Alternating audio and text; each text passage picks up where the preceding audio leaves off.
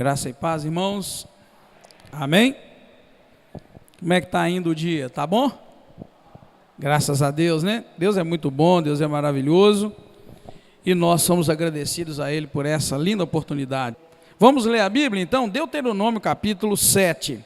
É o nosso estudo de hoje. Deuteronômio capítulo 7. Se você estiver perto de alguém que não trouxe a Bíblia, aí você convida a pessoa para ler com você Deuteronômio 7. O estudo hoje vai falar, Israel como um povo separado. E a gente sabe que o que Deus exige, de cada um de nós é exatamente a separação.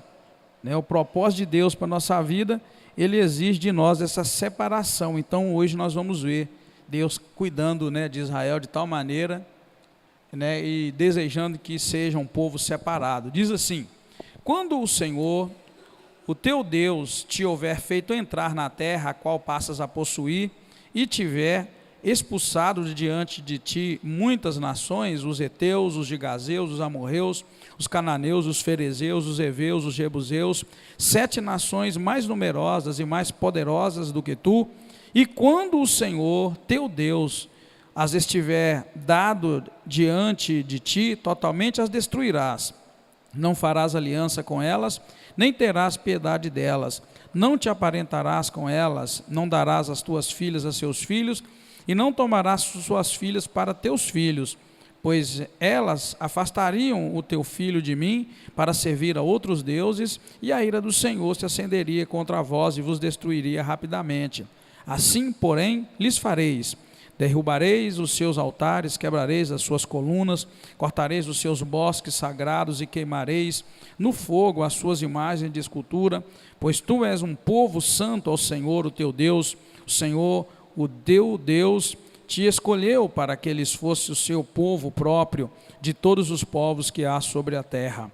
O Senhor não se afeiçoou de vós e vos escolheu por seres mais numerosos do que todos os outros povos, pois erais menos em número do que todos os povos, mas porque o Senhor vos amava e para guardar o juramento que fizera a vossos pais. Ele vos tirou com mão forte e vos resgatou da casa da servidão, da mão de Faraó, rei do Egito.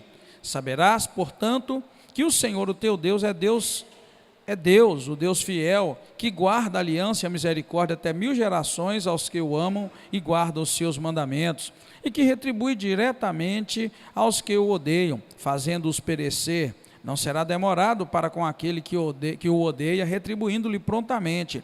Guarda, pois, os mandamentos, os estatutos e os juízos que hoje te mando cumprir.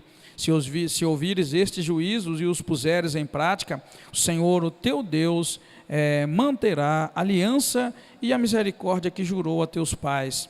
Ele te amará, te abençoará e te fará multiplicar, abençoará o fruto do teu ventre, o fruto da tua terra, o teu cereal, o teu vinho, o teu azeite, a cria das tuas vacas e a cria dos teus ovelhas, na terra que jurou a teus pais que te daria. Bendito serás mais do que todos os povos, não haverá estéril no meio de ti, seja homem, seja mulher, nem entre os teus animais. O Senhor desviará de ti toda enfermidade, Ele não te afligirá com as terríveis doenças que conheceste no Egito, antes as porás sobre todos os que te odeiam, exterminarás todos os povos que o Senhor, o teu Deus, te entregar, não olharás para eles com piedade e não servirás a seus deuses, pois isso seria uma armadilha para ti. Talvez digas no teu coração: essas nações são mais numerosas do que eu, como poderei conquistá-las? Delas não tenhas medo, não deixes de te lembrar do que o Senhor, o teu Deus, fez a Faraó e a todos os egípcios. Viste com os teus próprios olhos os sinais e as maravilhas que a mão forte e o braço estendido com o que o Senhor, o teu Deus, te fez sair. Assim fará o Senhor, o teu Deus, com todos os povos diante dos quais temes. Além disso, o Senhor, o teu Deus, enviará entre eles vespões até que pereçam os que ficarem e se esconderem de ti. Não te espantes diante deles, pois o Senhor, o teu Deus, está no meio de ti, Deus grande e terrível. O Senhor, o teu Deus, expulsará fora as nações pouco a pouco de diante de ti. Não poderás destruí-las totalmente de uma só vez, para que as feras do campo não se multipliquem contra ti. O Senhor, o teu Deus, as entregará a ti, e lhes atingirá com profunda perturbação, até que sejam destruídas. Também entregará nas tuas mãos os seus reis, e apagarás a sua memória de debaixo dos céus. Ninguém te poderá resistir até que os destruas. As imagens de escultura de seus deuses queimarás no fogo. Não cobiçarás a prata nem o ouro que haja nelas, nem os tomarás para ti, para que não sejas iludido, pois a abominação do Senhor, o teu Deus. Não introduzirás tal abominação em tua casa, para que não sejas amaldiçoado como a ela. De todo a destruirás, a detestarás, e de todo a abominarás, pois é amaldiçoada. Amém? Vamos orar? Deus, muito obrigado. Mais uma vez, Senhor, nós te agradecemos por este privilégio.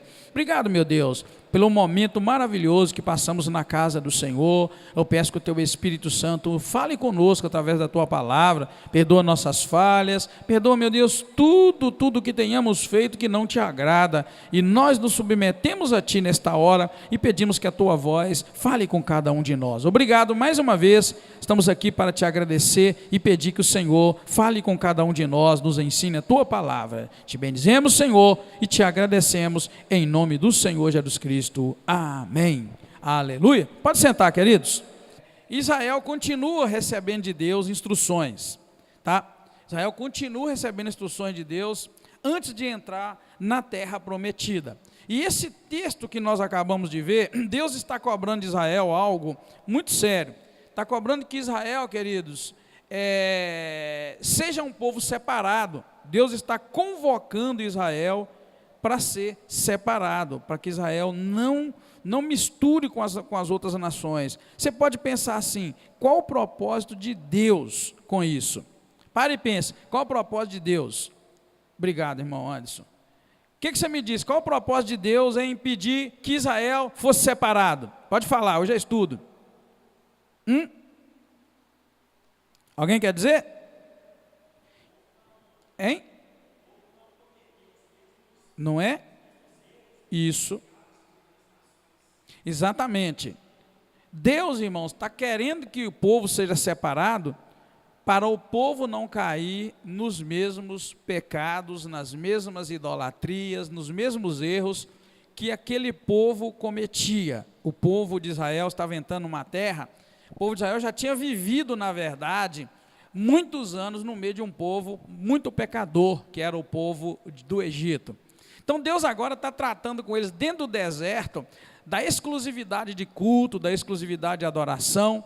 Deus, na verdade, está ensinando eles, olha, tudo que vocês viram está errado, né? Deus está agora mostrando, antes deles entrarem na terra prometida, Deus está falando para eles, olha, tudo que vocês viram é errado, né? A gente sabe que o Egito tinha muitos deuses, e lá eles estavam no meio daquele povo, diante de todos aqueles deuses, e agora Deus está tratando com eles no caminho, antes de entrar na terra, está tratando com eles isso, olha, só existe um Deus, esse Deus sou eu, então vocês não vão me adorar, e Deus colocando para eles, olha, não misture com os outros povos, porque aquele povo, aqueles povos onde vocês vão entrar, eles têm deuses, e eu não me agrado daqueles deuses, tanto que termina dizendo, o último versículo que nós lemos, Deus está tratando de dizer para ele, não introduzirás tal abominação em tua casa, para que não seja amaldiçoado como a ela, de todo a detestarás e de todo a amaldiçoarás, pois é amaldiçoada. Então Deus está ensinando Israel algo muito sério, né? Algo muito sério quanto à separação, um povo que não pode se misturar, tá?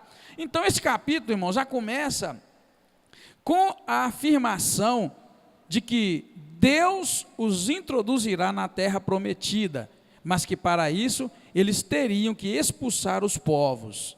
Ou seja, era como entrar numa guerra já certo da vitória.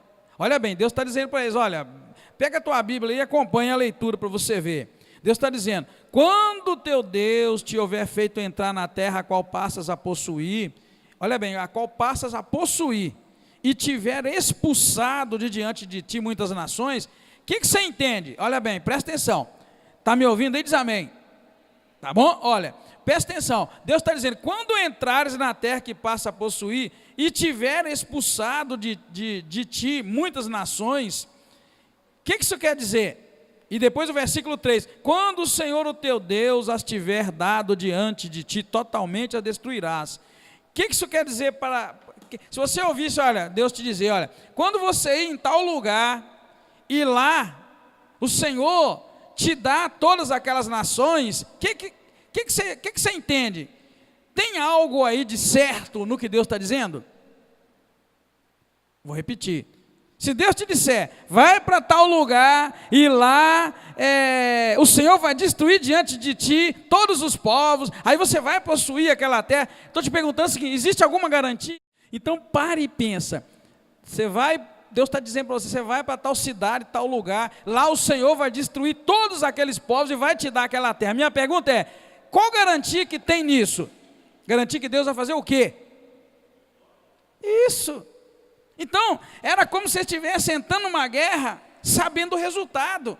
Deus está adiantando para eles, começa afirmando para eles, olha, eu vou introduzir vocês na terra prometida, vou dar aquela terra toda para vocês, e tudo que vocês têm que fazer é, não tenha piedade. Deus está dizendo para eles, não tenha piedade daquele povo, não misture com ele, destrua tudo, porque eu estou dando aquela terra para vocês. A única coisa que eles iam ter que fazer era expulsar os povos, mas eles estavam entrando numa batalha, já sabendo o resultado. O resultado era vitória, igual o irmão Agil disse, o resultado era certo.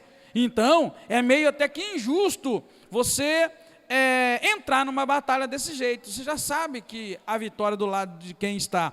Então aqui, irmãos, esse texto começa com isso, Deus garantindo para eles, e Deus dando para eles essa garantia da vitória. Então entrando na guerra, já sabendo o resultado. Agora, o que eu quero que você compreenda? Eu quero que você entenda que isso se aplica em todas as áreas da nossa vida. Eu quero dizer para você que em toda vez que Deus vai lutar, que Deus vai fazer algo, Ele já entra com a vitória garantida. Então, queridos, isso é uma realidade, Deus não perde batalha nenhuma. Então, se Deus se envolver numa batalha, se você chamá-lo, convidá-lo, orar, colocar algo diante do Senhor, você pode estar certo que o resultado vai ser esse aí. Se Ele entrar na tua luta, Ele vai te dar a vitória, Ele entra para ganhar, o nosso Deus não entra para perder. Então, a gente precisa compreender, são princípios que são aplicáveis para a nossa vida. Eu tenho uma questão diante de Deus, será que você pôs isso nas mãos de Deus e incluiu isso como responsabilidade? Né? O rei Josafá, quando foi, nações vieram contra ele, ele apresentou diante de Deus as afrontas do povo, e Deus se levantou para lutar, e naquela luta Deus falou, você não tem que lutar, não tem que pelejar, porque isso é do Senhor. Essa é a realidade, toda a luta que Deus entra nela, Ele ganha, Ele não perde. A gente precisa aprender a envolver Deus, vamos dizer assim, nas nossas questões. De que forma nós vamos envolver Deus nas nossas questões? Colocando nossas questões diante do Senhor e apresentando. É isso que a gente faz na oração. Está vendo a caixinha de oração? Caixinha de oração não é um ritual, é para quem crê. Eu quero colocar Deus, eu quero envolver Deus nessa situação, seja ela uma situação conjugal, seja qualquer situação que você tiver, envolva Deus, coloca Deus nela. Como? Através da oração. Estamos numa campanha de 30 dias de oração. E eu queria saber se você compreendeu o que nós estamos falando, o que nós estamos fazendo. Desculpa, nós estamos querendo que nas eleições Deus se envolva ao nosso favor, a favor da igreja, a favor da família, a favor da nação. Esse é o nosso desejo. Então nós estamos colocando as eleições de outubro nas mãos do Senhor. Vamos colocar para que Deus resolva essa questão. Não adianta a gente ficar brigando, discutindo quem é melhor, quem é pior, ou qual que você apoia e que não apoia. A gente tem que colocar a nação. O nosso motivo de orar é esse. Por isso que eu peguei uma bandeirazinha do Brasil, escrevi em cima 30 dias de orações pelas eleições no Brasil. Cada dia eu estou mandando um texto, e eu espero que quem pegue aquilo, pegue e apresente a Deus. Só isso, mais nada. Senhor, colocamos as eleições de outubro no Brasil nas tuas mãos, e pedimos graça e misericórdia. É preciso que Deus se envolva, porque quando Deus se envolve, Ele envolve para ganhar e não para perder. Essa é a questão, tá? Então esse princípio a gente já encontra aí. O povo de Israel entra numa luta já certo de qual resultado seria, tá? Bem, e logo em seguida, você precisa também entender que as coisas não acontecem por acaso. Por que eu te digo isso, que não acontece por acaso? Porque aqui está uma afirmação de Deus, que Deus ia dar para eles a terra prometida. Isso é importante demais para o seu entendimento. Muito importante para você que quer conhecer mais de Deus e mais da palavra de Deus. Eu disse aqui, há um tempo atrás, que a gente conhece Deus através do agir de Deus. Porque através das ações de Deus, você passa a compreender o caráter de Deus. Porque tudo que a gente faz, irmãos, ou não faz, quer dizer do nosso caráter, tá? Se você compra e não paga, se você tem costume de fazer isso, está falando do teu caráter. Mas se você é o tipo que se preocupa em pagar o que deve, você está falando do teu caráter. Então, tudo que a gente faz, diz do nosso caráter. Então, tudo que Deus faz, tudo que Ele fez e está registrado, diz do caráter de Deus. Então, tem gente que fala assim, Senhor, eu quero te conhecer.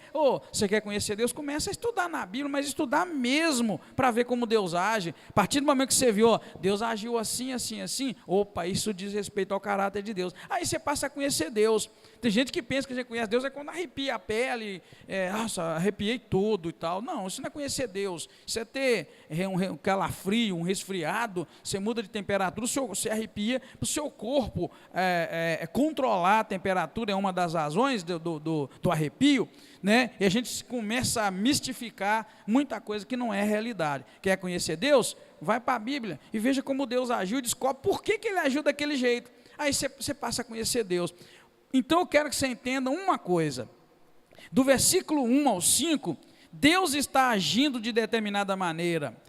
Ele está dizendo para Israel, olha, eu vou dar para vocês a vitória, vocês vão entrar lá, a única coisa que vocês têm que fazer é, expulsa esse povo, entra com força contra esse povo, essa nação mais poderosa do que vocês. Verso 2, quando o Senhor teu Deus te tiver dado diante de ti, totalmente a destruirás. Olha, Deus está mandando, destrua eles, não faças aliança com elas, e nem tenha piedade delas. Verso 3, não te aparentarás com elas, não darás as suas filhas seus filhos, e não tomarás as filhas deles para teus filhos. Verso 4, pois elas afastariam o teu filho de mim para servir a outros deuses, e a ira do Senhor se acenderia contra vós e vos destruiria rapidamente. Aqui, verso 4, Deus está falando de julgo desigual, para que os filhos dele, os filhos do povo de Israel, não se casassem com as mulheres da terra de Canaã, porque elas desviariam o coração deles da presença do Senhor. E o verso 5, assim porém lhes fareis, derrubarei os seus altares, quebrarei as suas colunas, cortarei os seus bosques sagrados e queimareis no fogo as suas imagens de escultura.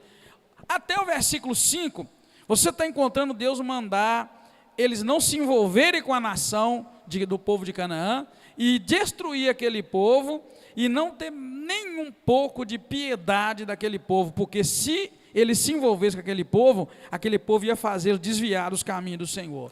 Então a gente pega isso para nós hoje e aplica.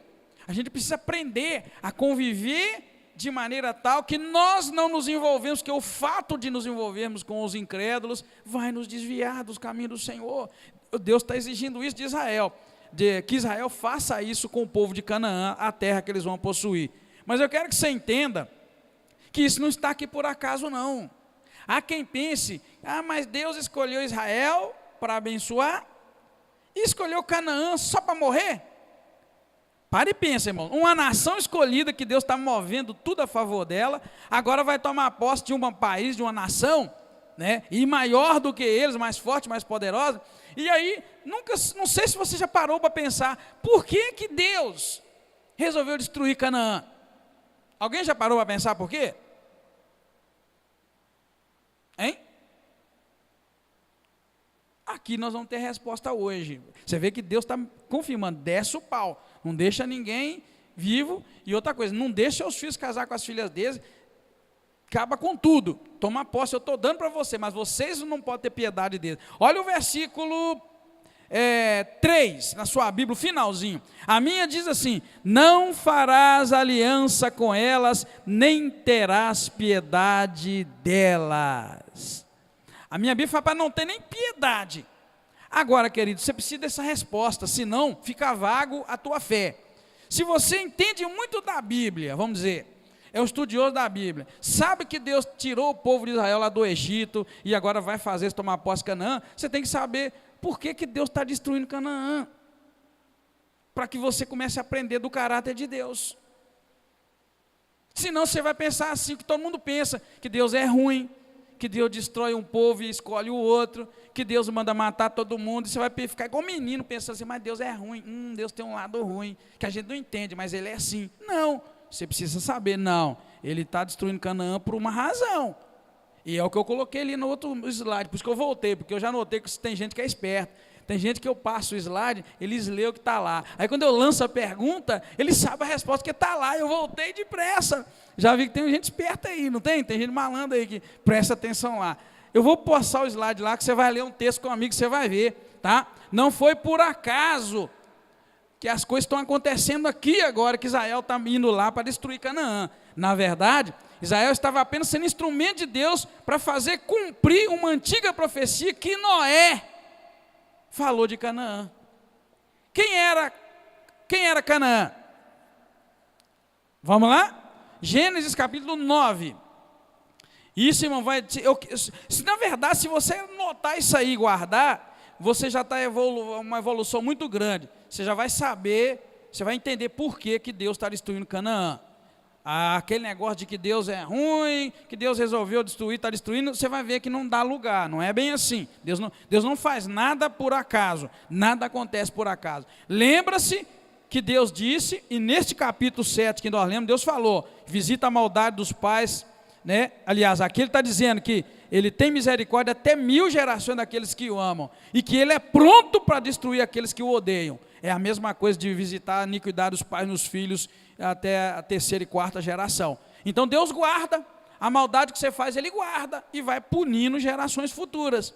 Da mesma forma, quando você agrada a Ele, Ele também guarda, 1000 gerações depois de você, acaba ficando debaixo da bênção. Olha bem, vamos lá então, Gênesis 9, 25, eu não vou ler o texto todo, porque senão a gente fica agarrado, mas foi quando Noé plantou uma vinha, Noé ficou chumbado, e aí os filhos dele, o Cão, versículo 22, está vendo? Cão era filho de Noé. Cão, pai de quem? Verso 22. Gênesis 9, 22, quem está vivo diz amém. O que diz aí? Cão, pai de... Não ouvi. Então quer dizer que a terra de Canaã, que Deus manda destruir, são os descendentes de quem? E Cão era filho de quem? Então todos os filhos de Canaã, que Deus está mandando cortar no pau agora, na verdade são filhos, são descendência desse menino que chamava Cão, nas outras traduções está escrito Cã, mas não importa. Então veja bem, o que Deus fala? Vamos lá dar um versículo, Gênesis 9, 22 para baixo. E Cão, pai de Canaã, vendo a nudez de seu pai, porque Noé estava bêbado, chumbado, e aí o que ele fez? Verso 22, Cão, pai de Canaã, vendo a nudez de seu pai, fê-lo saber fora a seus 2 irmãos, ou seja, Cão viu o pai dele pelado, foi lá e falou para o outro irmão dele, olha, para os seus irmãos, aliás, Sem e Jafé, e eles então vieram, Sem e Jafé, vieram com uma capa e puseram-na sobre os seus ombros, e indo virado para trás, o cobriram a nudez de seu pai, tendo os rostos virados de maneira que não viram a nudez de seu pai. Ou seja, deixa eu traduzir isso para vocês. O velho Noé plantou uma vinha, ficou chumbado, ficou bêbado, tirou a roupa, ficou peladão. Aí Cão olhou e viu o pai dele pelado. Foi lá e falou, Sem, Jafé, papai está bêbado e está peladão. Aí Sem, Jafé, sabendo que era vedado ao filho ver a nudez do pai, Deus não se agradava de o filho ver o pai pelado. Sem, Jafé, os outros 2 irmãos pegaram lá uma capa, um pano, vieram meio de costas, para não ver o velho pelado, não sei como, não me pergunta, mas jogaram a capa nele, tampou a nudez do velho e deu um jeito de tratar com o velho. Já o Cão, filho de Noé, que viu o menino pelado, pai de Canaã, agora é que vai tomar feio. Escuta bem, veja o resto do texto, tá? Verso 23. Bem, do jeito que eu falei, ficou mais fácil, não ficou? Ficou melhorzinho para entender? Então, verso 23. Então, Sem e Jafé tomaram uma capa, puseram sobre o seu rosto, seus ombros, aliás, e indo virados para trás, cobriram o dedo de seu pai, tendo os rostos virados, de maneira que não viram no dedo de seu pai. Verso 24. Despertando Noé, depois de estar bêbado, quem já bebeu aí sabe, ele deve ter ficado com uma ressaca terrível, né? É ressaca que chamava na minha época, é ainda ressaca, né? Então, verso 24, ele acordou da ressaca, soube o que seu filho mais moço lhe fizera e disse, está vendo? Quando ele soube que Cão, pai de Canaã, viu ele nu, ele vira para o menino e fala, maldito seja Canaã, escravo de escravos, seja para seus irmãos, e disse mais, bendito seja o Senhor, Deus de Sem, seja-lhe Canaã por servo. Verso 27, alargue Deus a Jafé, habite ele nas tendas de Sem, e seja-lhe Canaã por servo. Ok, a Bíblia diz que então, pula para dizer, verso 28, que Noé viveu depois do dilúvio 350 anos, e foram todos os dias de Noé 950 anos e morreu.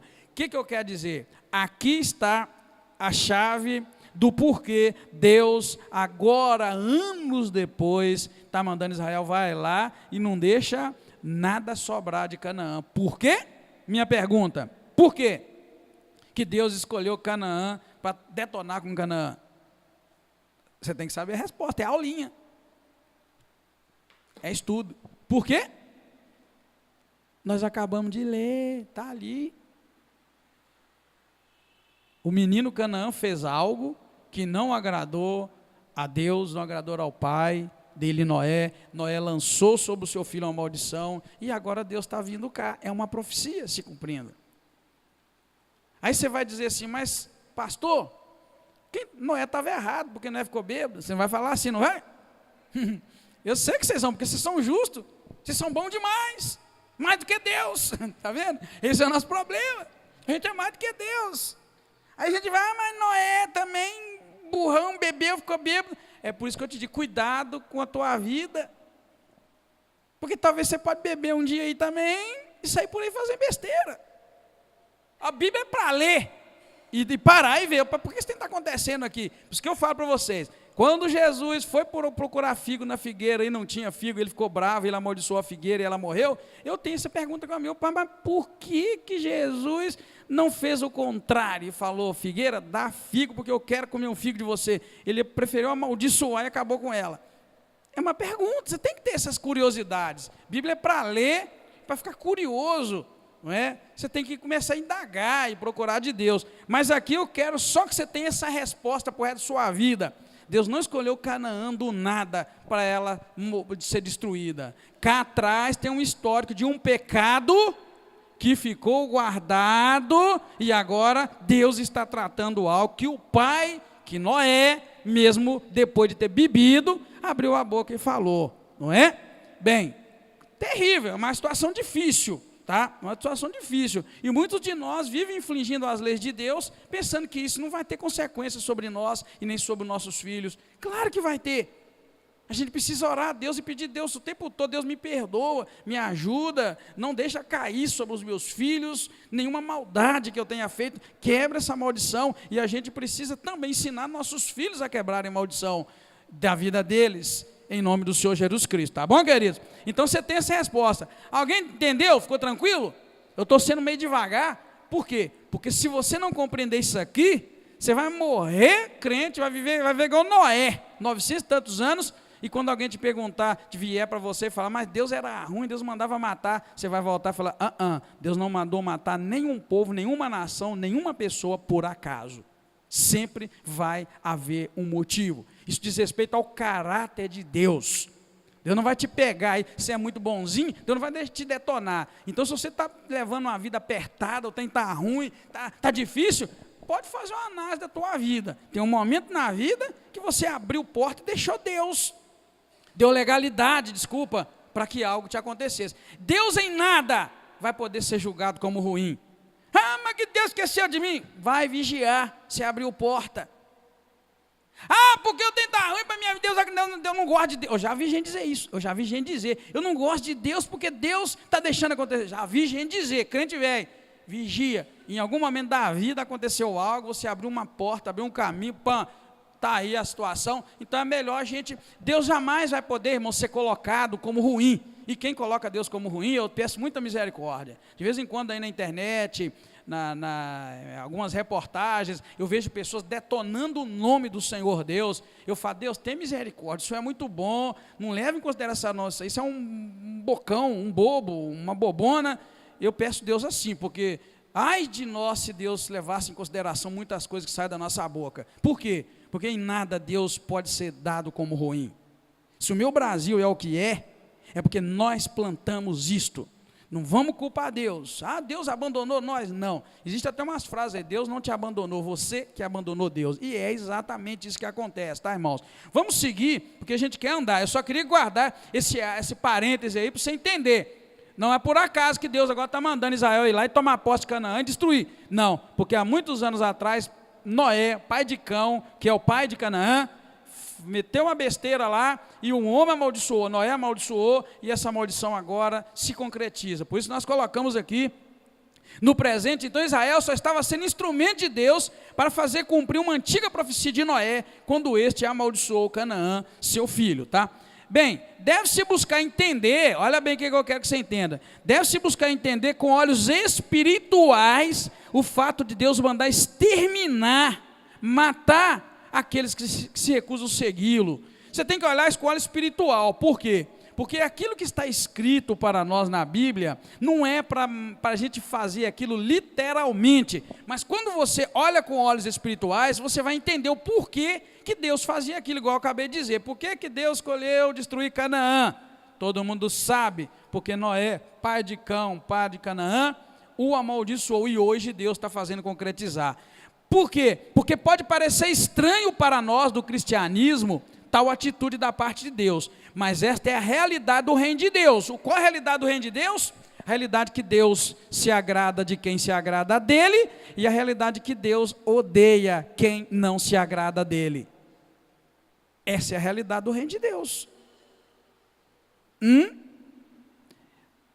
Mas agora existe aí um cristianismo fora do contexto bíblico, que não nos mostra isso. Deus é assim, irmãos, você se agrada dele, ele se agrada de você. Você fica com raiva dele, você está no sal, porque ele vai te detonar. O reino de Deus é assim, e vai ser assim no final dos tempos. Eu não coloquei ali não, mas eu coloquei no final. Vai ser assim no final dos tempos. Deus vai fazer a maior divisão, a separação. Deus vai escolher quem é dele e quem não é, está no sal. Então esta é a realidade do reino de Deus. Então o que é que você entende? Quando Deus pôs Israel para fazer aquele estrago todo lá, isso é a realidade do reino de Deus. Eu queria, vou ser sincero, se as pessoas soubessem que Deus é isso, os bancos das igrejas estavam lotados de gente, empelotados de gente querendo entrar para aprender de Deus, porque esta é a realidade do reino de Deus. Esse evangelho barato, esse evangelho que não tem nada a ver, esse evangelho que não nos conduz na verdade, esse evangelho no qual eu continuo fazendo o que eu quero e Deus é bom e no fim das contas eu vou viver no céu, esse evangelho não existe. A realidade do reino de Deus é essa. Deus mandou Israel chegar e detonar com tudo e não se misturar com aquele povo, separação. Esta é a realidade do reino de Deus. Guarda essa palavra, irmãos, separação. Esta é a realidade do reino de Deus. São muitos chamados, mas poucos separados, escolhidos. Todo mundo diz que é servo de Deus e que é santo, mas Deus está separando alguns e rejeitando outros. Deus é um Deus que escolhe e há minúcias, né? E Ele faz essa separação, é Ele que faz. Eu quero que você pegue na Bíblia ali e leia depois esses textos para você conferir, tá? Parece estranha essa atitude, mas essa é a realidade do reino de Deus. Ou seja, essa mesma ira de Deus se verá outra vez quando Ele escolheu os seus do meio dos ímpios. Essa é a realidade. Pega a tua Bíblia então, porque hoje é estudo bíblico, em Mateus 13, para você ver. Eu vou mostrar só 2 versículos ali, 2 textos, aliás, para a gente não estender muito. Olha lá Mateus 13, 36. Mateus 13, 36. Você vai ver Jesus explicando a parábola do joio, tá? Mateus 13, 36. Ele vai explicar a parábola do joio, tá bom? Quem achou aí diz amém. Eu quero que você leia a Bíblia, tá? Não vem engolindo o que eu falo. Diz assim, na parábola do joio. Então, tendo despedido a multidão, foi Jesus para casa, e chegando ao pé dele, os seus discípulos disseram: Jesus, explica-nos a parábola do joio. Olha aí, a realidade do reino de Deus é essa. E ele lhe respondeu: o que semeia a boa semente é o filho do homem. O campo é o mundo, e a boa semente são os filhos do reino. O joio são os filhos do maligno. E o inimigo que o semeou é o diabo. A colheita, veja bem, é o fim do mundo. Olha bem, realidade do reino de Deus, tá? A colheita é o fim do mundo. E os ceifeiros são os anjos. 40, assim como o joio é colhido e queimado no fogo, assim será na consumação deste mundo. 41, mandará o Filho do Homem os seus anjos, e eles colherão do seu reino, veja bem, do seu reino, tudo o que causa pecado e todos os que praticam mal, e serão lançados na fornalha de fogo, onde haverá pranto e ranger de dentes. Então, os justos brilharão como o sol no reino de seu Pai. Quem tem ouvidos para ouvir, ouça. É isso que Deus está fazendo agora, é a realidade do reino. Aí você vai dizer, se você está acostumado com Deus, irmãos, bonzinho, que você faz besteira e lá na frente ele vai te levar para o céu, estão te enganando. Mas o Deus da realidade, o Deus que reina para todo sempre, está fazendo isso agora comigo e com você. Ele sabe como é que nós vivemos e vai escolher quem é bom e quem não é. Separação do joio e do trigo. Então esse é o evangelho, é a realidade do reino de Deus. Não tem enganação com Deus. Então, por isso que eu coloquei para você, quando parece que Deus é ruim, que manda detonar com Canaã e dá Canaã para Israel, parece que Deus é ruim demais, escolheu ser bonzinho com Israel é ruim. Não, eu quero que você entenda que Canaã foi amaldiçoado lá atrás, por pecado. Então Deus guardou o pecado e agora está usando Israel, a quem ele escolheu para abençoar, para servir de instrumento, para cumprir uma palavra e punir o povo de Canaã. E eu quero te dizer que Deus está fazendo isso comigo, com você agora também, guardando nossas ações, nossos pensamentos, nossas atitudes, para que no fim dos tempos faça isso aqui que eu acabei de ler com você. Aí você vai chegar lá e vai se deparar com um Deus justo desse jeito e vai falar, mas não é esse o Deus que eu escutei lá no Brasil quando eu estava viva, não, né? Não, você vai saber que o pastor Edgar está te ensinando hoje, como sempre ensinou, o Deus verdadeiro, o Deus que está medindo suas atitudes e anotando tudo. E no fim do tempo é isso que vai pôr para quebrar. Você sabia que no juízo de Deus não vai precisar nem de advogado? Você vai chegar lá assim e já está tudo escrito mesmo. Vai abrir um livro, outro livro, diz a Bíblia, né? Abrir livros e livros e serão lidos, diz Apocalipse, cada um vai ser julgado segundo suas obras. Não tem mimimi. Amém, querido? Não tem mimimi. É isso que você tem que aprender hoje. Por isso que eu digo, se as pessoas souberem disso e Deus aplicar esse coração dela, vão lotar as igrejas, as comunidades, os cultos, buscando, eu quero saber desse Deus, eu quero aprender como é que isso funciona, porque é assim que funciona. Mas não, as pessoas hoje querem dinheiro, querem prosperidade, querem milagre, e morrer vai queimar no inferno, porque não ouviu a realidade, como Deus age. Por isso que Deus agiu duro lá no passado com Israel, para nos deixar a entender que Deus é assim. A Bíblia chega a dizer assim, dura coisa é cair nas mãos do Deus vivo, não é assim? A Bíblia diz também que o nosso Deus é um fogo, o quê? Consumidor, é isso. A Bíblia está cheia mostrando quem é Deus, e tem gente aí sentando no colo de Deus, abraçando Deus. Eu já avisei que esse não é esse Deus aqui da Bíblia, não. É o Deus da paixão adolescente, que não chega a ser nem um homem, nem um ser humano. É um boneco, né, que você senta no colo, você abraça, você beija, me beija, me beija. Tem umas canções aí de me abraça, me beija, eu fico assim, que é isso? A pessoa não conhece quem é Deus. Deus é esse que vai fazer isso tudo, querido. Então vamos seguir lá. Ah, tem outro também, tem mais um versículo lá, ó, capítulo 25, 32, se você quiser. Capítulo 25, 32 ao 34, vai te mostrar que essa é a realidade do reino, tá? 25, 32, 34. Diz assim, todas as nações se reunirão diante dele. Está falando, viu, irmão, sobre a vida eterna e o castigo, tá? Todas as nações se reunirão diante dele, e ele separará uns dos outros, como o pastor separa dos bodes as ovelhas. E ele colocará as ovelhas à sua direita e os bodes à sua esquerda. Então dirá o rei aos que estiverem à sua direita, vinde, bendito de meu pai, possui por herança o reino que nos está preparado desde a criação do mundo, pois tive fome e me deste de comer, tive sede e me deste de beber, era estrangeiro e me escolheste, estava nu e me vestistes, e estive enfermo e cuidaste de mim, preso e me visitastes. Ou seja, querido, está dizendo o quê? Que no fim do tempo está tudo anotado. Deus vai chamar uns e vai separar, diz a palavra aqui, vai separar, como o pastor separa os bodes das ovelhas, o Senhor vai separar as ovelhas deles que não são. Pronto, é isso o evangelho. Amém? Sim, Mateus 25 eu estou lendo. 41. Então dirá também aos que estiverem à sua esquerda, sim, apartai-vos de mim, malditos, para o fogo eterno, preparado para o diabo e seus anjos. Irmão, é só isso, mais nada. Você é crente só para isso. Você aceitou Jesus um dia só para isso, para ouvir de Deus uma coisa ou outra. Porque Deus é um Deus que separa, é um Deus que divide, é um Deus que avalia, é um Deus que... Deus é tudo isso que o povo não gosta de ouvir. Deus faz separação de pessoas, entre joio e trigo. Deus faz separação entre bode e ovelha. Deus faz separação entre bom e ruim. Deus faz separação entre santo e profano. Deus faz separação entre imundo e limpo. Deus faz isso tudo, é o que Deus está fazendo agora. Só que o diabo não tirou isso dos púlpitos. Criou-se um Deus bonzinho, e que você pode fazer o que quiser, que ele não está nem aí. É o contrário. Ele está aí para tudo que você pensa, não só que você faz, como você pensa. Enquanto nós estamos focados em conseguir um bom trabalho, um bom emprego, conseguir dinheiro e adquirir bens.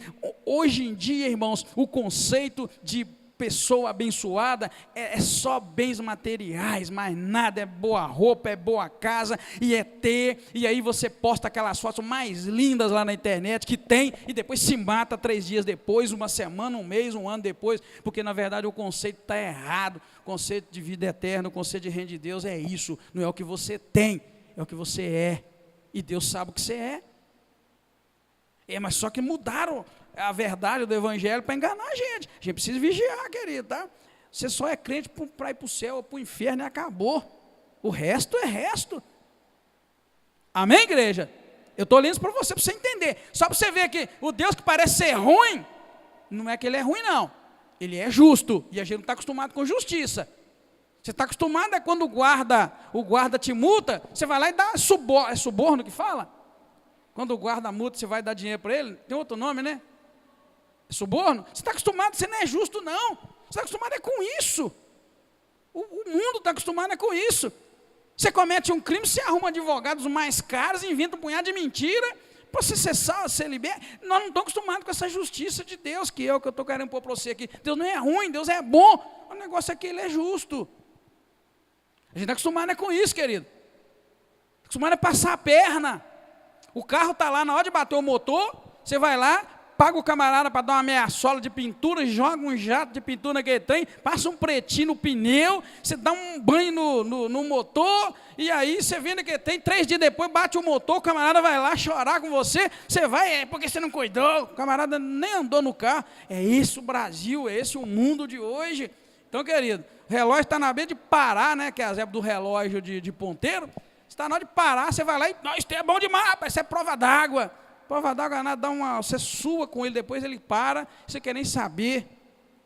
Querido, não estou te acusando, não estou dizendo que isso é isso não. Estou dizendo que esta é a realidade do homem, desde Adão até hoje, mentir, enganar. Adão, por que você correu de mim, Adão? Porque eu estava nu e tinha vergonha. Adão, mas vem cá, quem te falou que você estava nu, Adão? Você sempre teve, nunca teve vergonha, aconteceu, Adão. Adão não teve coragem de assumir o erro. Você comeu da árvore que eu te falei para não comer? Não assumiu o erro. Isso é ser humano. A mulher que só me deu, Deus não perguntou quem deu para ele. Deus perguntou se você comeu. Ele tinha que falar, sim, eu comi. Adão, você foi lá e pegou. Aí ele poderia falar, não, a mulher que o Senhor me deu, foi lá e pegou e me deu. Na verdade, essa resposta da mulher que você me deu, eu entendo como uma resposta de desprezo. Tipo assim, eu nem queria mulher. Você me deu, que praga. Pode anotar. Se você for um bom intérprete e analisar bem uma cena de um filme, essas coisas, você vai ver, quando Deus pega, você comeu da árvore que eu te disse para não comer, a resposta certa seria, comi, Senhor. Não, ao invés dele assumir, ele tipo assim, eu não queria nem mulher, você me deu, olha que praga que ela fez, ela me deu, você está culpando a mulher, derrubando a mulher ainda. Essa foi a resposta. querido, estou te mostrando para você ver como é que Deus é bom. A partir de hoje você vai sair daqui e você não vai querer de forma alguma dizer que Deus é ruim pelas coisas que Ele faz ou que Ele deixa de fazer. Deus é bom. Amém, queridos? Vamos seguir então, tá?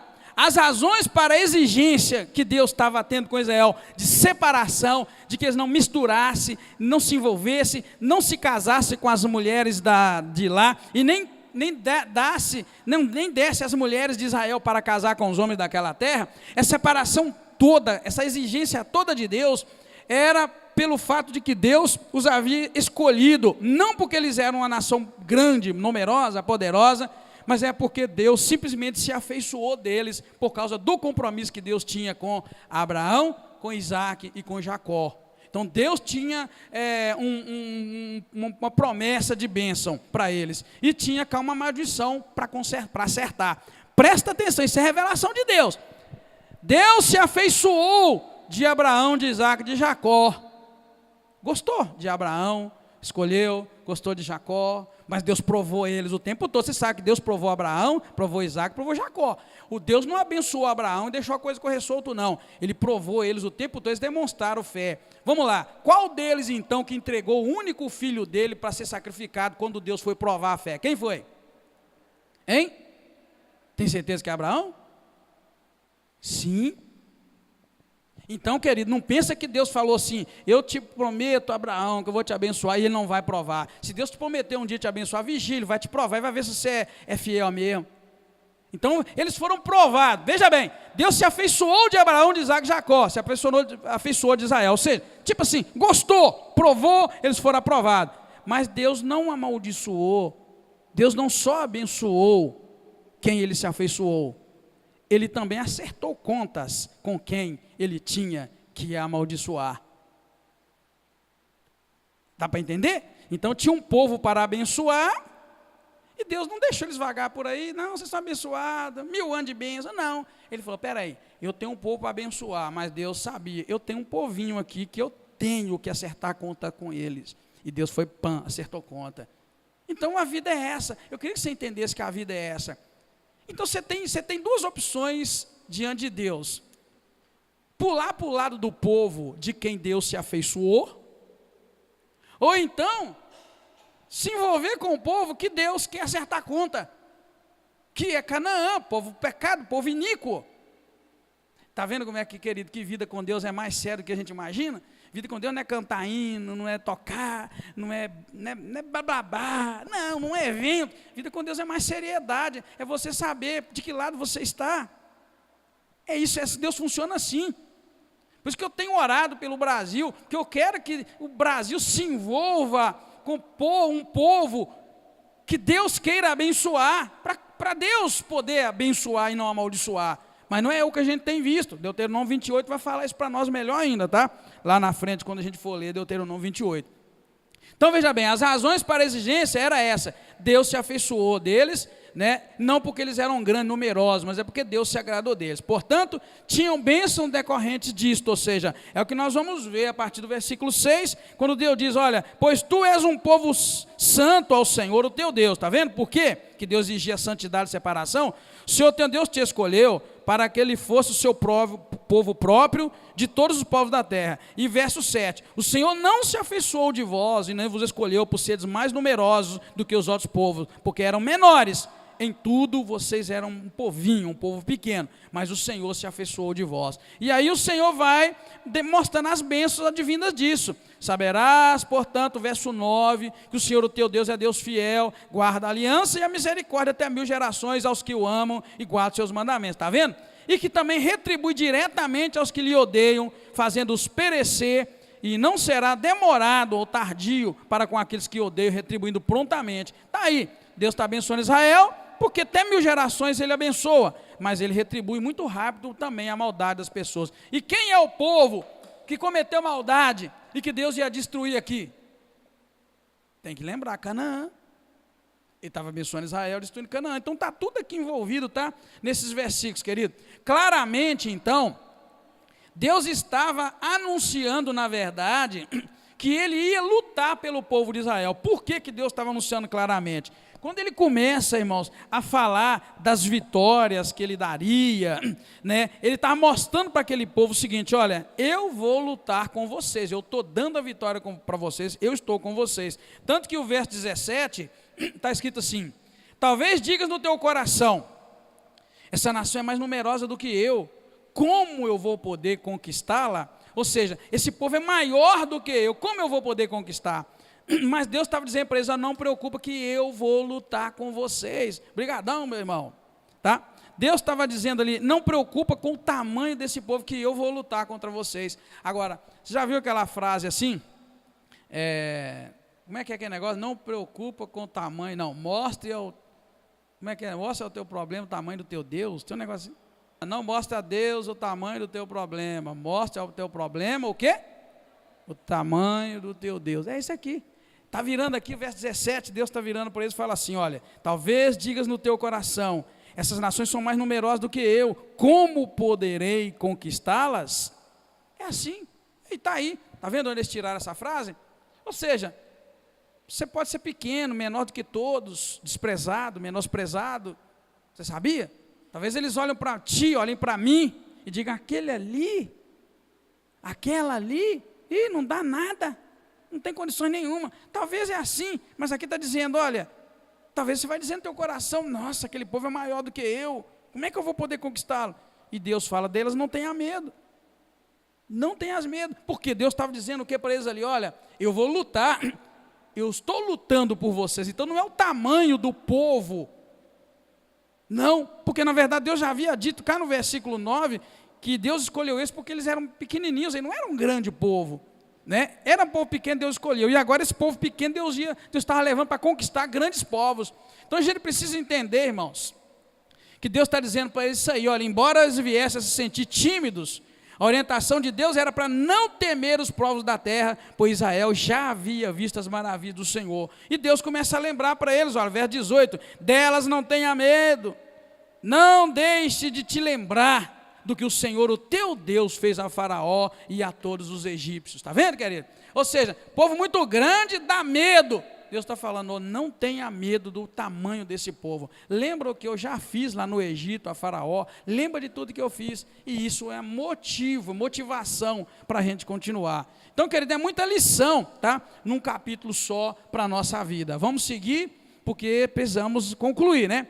Mas Deus estava garantindo para eles vitória, um punhado de coisa. Não tenha medo de um povo maior do que vocês, mas na verdade, para usufruir de tais bênçãos, eles deveriam ter o cuidado de serem obedientes a Deus, observando os princípios completos da separação das outras nações. Irmão e irmã, a única coisa que Deus quer da tua vida é que você seja separado do mundo, mais nada, e seja dele. Só, mais nada. Você quer usufruir as bênçãos de Deus? Seja obediente. Não se misture com as coisas do mundo. Ah, pastor, mas o que você quer dizer coisa do mundo? Vai orar e Deus vai te mostrar o que é coisa do mundo, o que não é. Não tem uma lista de coisas que é do mundo, não. Seja diferente, seja santo, seja separado. Pense santo.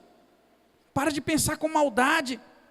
Tem gente que vive pensando maldade, malícia sobre os outros e dos outros. Tem que o tempo todo está maquinando o mal. Tem que o tempo todo desconfia. Tem que o tempo todo o coração mau. Então seja diferente, seja santo, seja puro. É o que Deus está falando na palavra dele, entendeu? E aí eu vou ler o verso 25 e 26 para você ver. Deus vai vir para eles e fala: olha, as imagens de escultura de seus deuses queimarás no fogo, não cobiçarás a prata nem o ouro que haja nelas, nem os tomarás para ti, para que não sejas iludido, pois é abominação o Senhor o teu Deus. Verso 26, não introduzirás tal abominação em tua casa, para que não seja amaldiçoado como a ela, de todo detestarás e de todo abominarás, pois é amaldiçoada. Separação. Sequer eles poderiam ter as coisas que aquele povo mundano tinha. Deus estava pedindo para que nada daquilo entrasse, nem dentro da casa deles. Agora eu te pergunto, você olha as coisas que você põe dentro de casa? De onde elas vêm, por exemplo, hein? Nem sempre. Está vendo, querido? Aqui Deus está falando, nem põe dentro da tua casa, porque aquele tudo é amaldiçoado. Tem gente que acha que não existe maldição em coisas. Eu já vi gente dizer que não existe isso. Eu já vi gente dizer que não existe maldição em coisas. Ah, porque não existe. Bem, se não existe, me ajuda. Deus está falando assim, verso 26, das imagens de escultura e das coisas malignas, ouro, prata que eles tinham. Verso 26, não introduzirás tal abominação em tua casa, para que não seja amaldiçoado como ela. De todo a detestarás e de toda a amaldiçoarás, pois é amaldiçoada. Amém? Está vendo? Então, querido, tudo isso Deus estava dizendo para eles, olha, eu tenho um punhado de bênção para te dar. Mas todas essas bênçãos exigem de você obediência. E eu quero que você seja separado do mundo. Amém, queridos? Assim a gente encerra, tá? Este capítulo. Podemos concluir então o quê? Que as ordens de Deus para destruir os povos não tementes a Deus, nos remetem ao posicionamento de Deus quanto ao que de fato acontecerá no final dos tempos. Portanto, devemos trabalhar para sermos escolhidos por Deus para a vida eterna. Então, tudo aquele rigor que Deus estava falando, destrói esses povos, não é em vão, já disse para você. E eu quero concluir com Apocalipse 20, para você ver que nos fins dos tempos é isso que vai acontecer. Abra a tua Bíblia em Apocalipse 20, ou quem não trouxe a Bíblia em papel, mas tem ela aí no celular, abra lá, Apocalipse 20, versículo 11. Você deve estar pensando assim, nosso Deus, é desanimador. É desanimador, então, esse negócio de vida eterna, de céu. Parece que é desanimador, não é? Apocalipse 20, não vamos ler ele todo, é claro, mas está falando da derrota final de Satanás, tá? E é claro, de seus anjos. Então, diz assim, Apocalipse 20, a partir do versículo 11. Então, vi um grande trono branco e o que estava sentado sobre ele. Da presença dele fugiram a terra, o céu, e não se achou lugar para eles. E vi os mortos, grandes e pequenos, que estavam diante do trono, e abriram-se livros. Lembra que eu te falei? Que ia abrir livros e livros e livros, que as pessoas iam ser julgadas. Está dizendo aí, ó, e abriram-se livros. Abriu-se outro livro, que é o da vida, e aí os mortos foram julgados pelas coisas que estavam escritas nos livros, está vendo? Segundo as suas obras.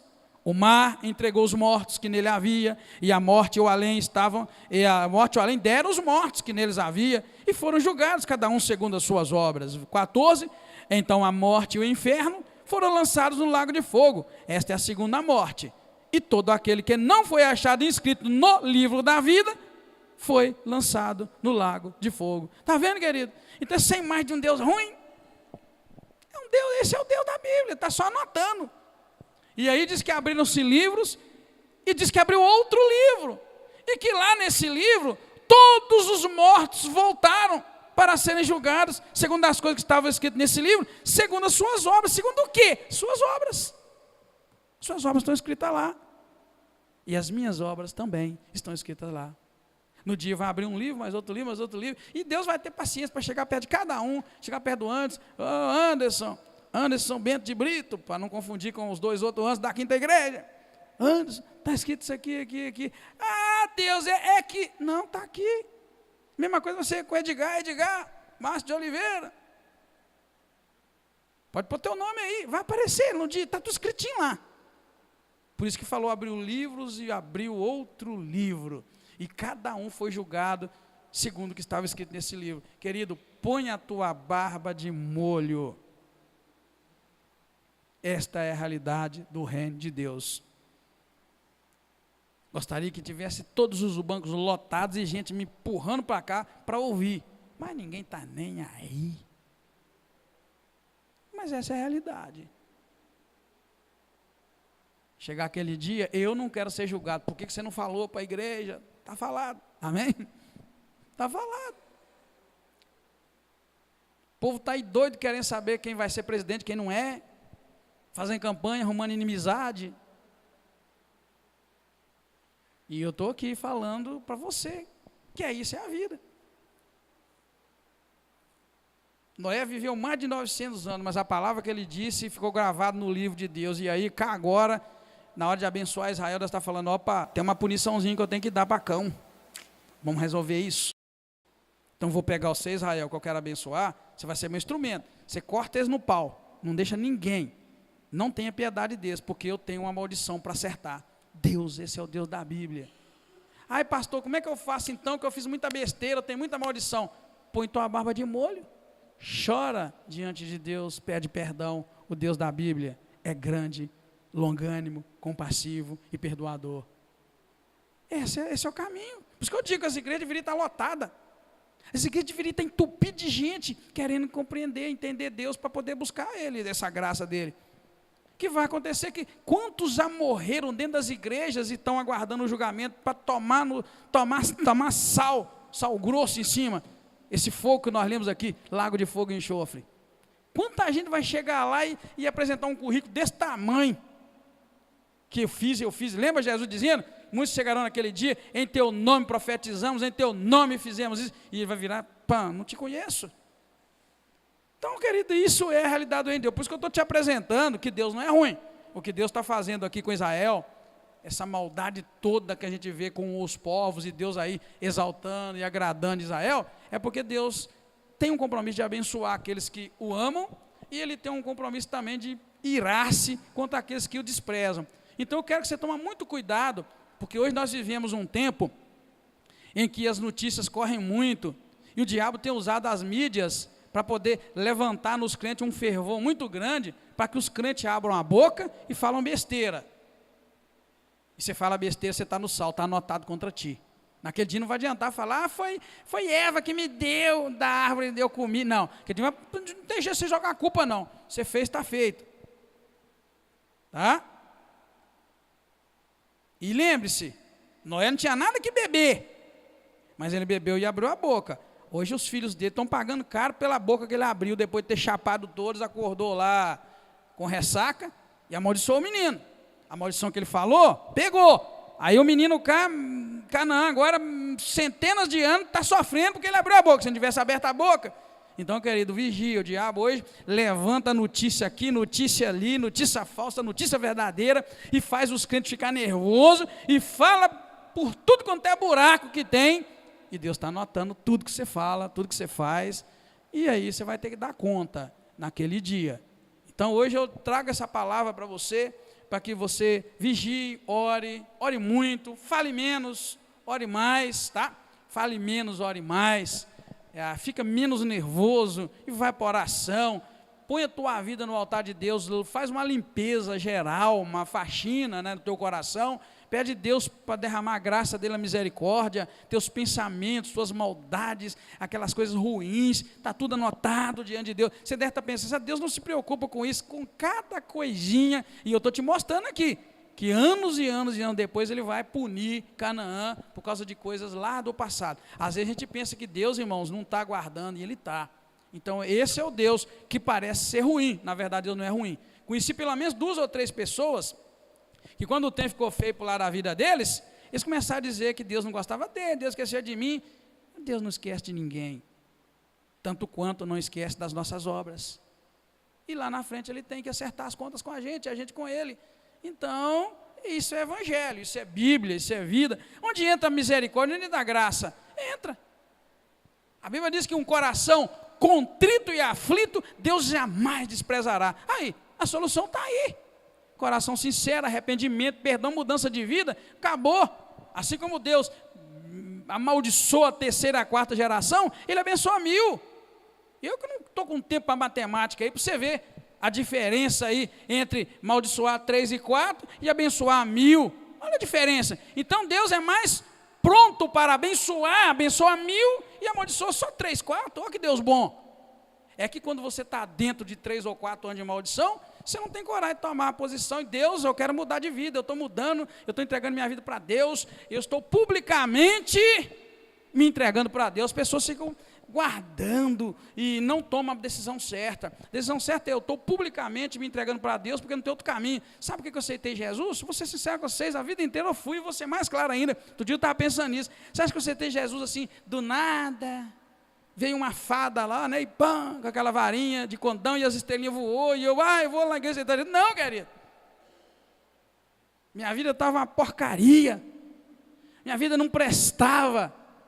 Eu estava caminhando a 1000 por hora para o inferno. E eu estava numa situação que eu precisava de graça, de vida, e eu vi que não tinha lugar nenhum que eu ia encontrar. Aí lá naquele quarto lá, desesperado de noite, eu clamei por Deus, já disse para você, eu vim para a presença do Senhor por isso, porque eu não quero ir para o inferno.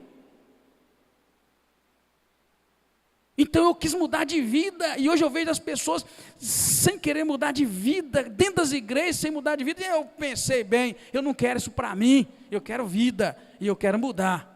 E vim para a igreja, publicamente estou me entregando para o Senhor, eu quero esse Senhor, e acabou. A partir daí minha vida foi totalmente diferente, e tem sido diferente. Isso é a realidade do reino de Deus. Por que eu fiz isso? Eu fiz isso porque, eu amava, não, eu fiz isso porque eu sabia que o inferno é ruim. Por isso que as pessoas não têm uma experiência de mudança, sabe por quê? Porque elas ainda não pararam para notar que Deus está separando gente. Que Deus está vendo tudo que você faz e vai separar joio, trigo, tal, como eu já disse. Então, querido, eu estou na presença de Deus é porque eu não quero ir para o inferno. Sabe essa história? Estou na presença de Deus porque eu amo nada, isso é tudo blá, blá, blá. Ninguém está na presença de Deus porque ama a Deus. Está na presença de Deus porque sabe que o inferno é feio, e se não vir para a presença de Deus, vai estar no sal.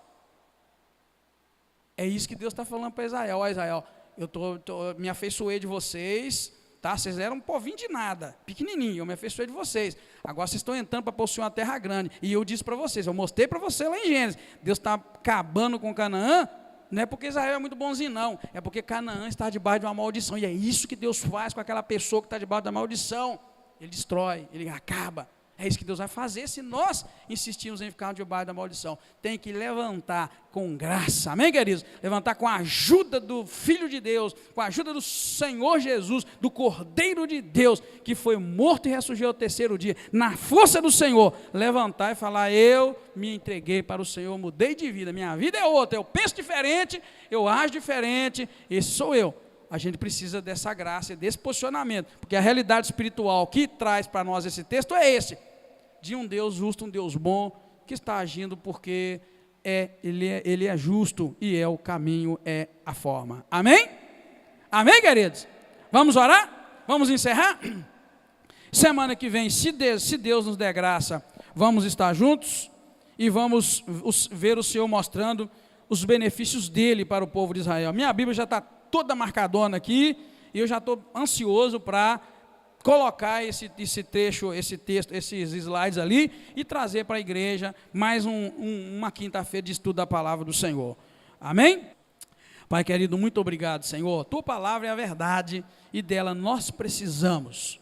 Não queremos ser enganados, por isso nós não queremos nada além da verdade, que é a tua palavra. Obrigado, meu Deus, pelo privilégio de abrir a Bíblia e poder meditar com graça, com liberdade. Acabamos de ver que o Senhor agora está instruindo Israel para entrar na terra de Canaã e tomar posse, não ter piedade daquele povo e tomar posse, Senhor, porque o Senhor estava ali acertando contas com Canaã, meu Deus, de uma maldição, de um pecado antigo. Queremos te pedir perdão pelos pecados antigos, pelos pecados novos, atuais da nossa vida, e queremos, ó Deus, ter uma experiência viva com o Senhor. Ajuda-nos, ó Deus, a ser alcançados pela tua graça e pela tua misericórdia. Nós precisamos da tua graça e da misericórdia do Senhor. Obrigado.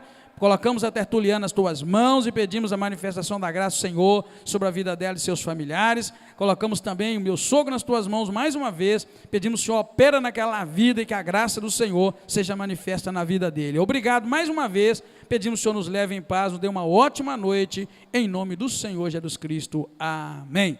Obrigado, querido. Deus te abençoe, te guarda, te fortaleça.